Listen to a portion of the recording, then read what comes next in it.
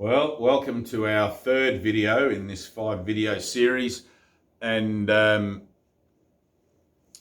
not particularly going in order since we're only doing 5 of 365 lessons. We're going to do lesson 8, which is my mind is preoccupied with past thoughts.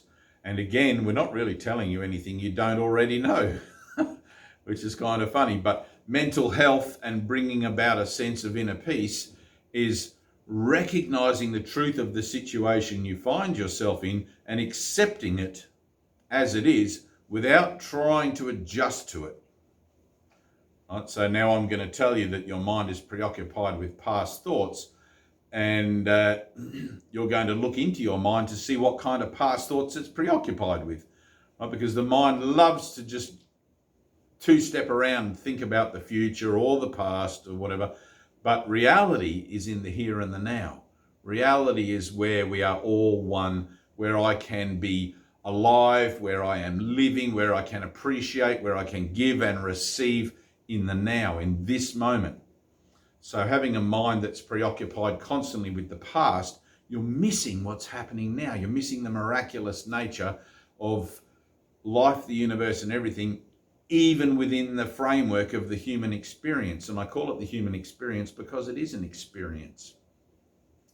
It's something that we are all experiencing, or that, if I keep it singular, I am experiencing and seeing the results of my thinking out there projected onto a blank landscape that I've given meaning to, unbeknownst to me, without knowing what the meaning of it is, which is kind of funny.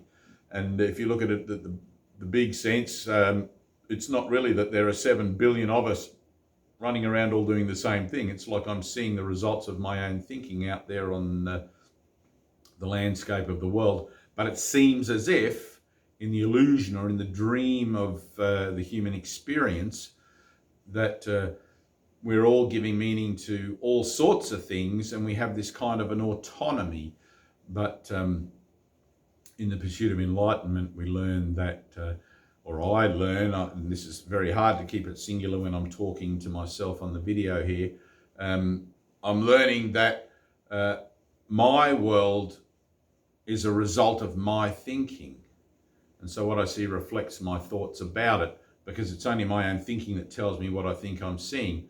And if my thoughts are constantly preoccupied with the past, not only am I not seeing and experiencing what's happening fully presently, here and now, as a focused and conscious action of living, but I'm also reinforcing my own egoic kind of perception of myself as being something that was once young, is getting older, is going to die, whatever, validating my body and negating the truth of me as spirit, to present the light and love of what I am with you as the one and whole thing here and now.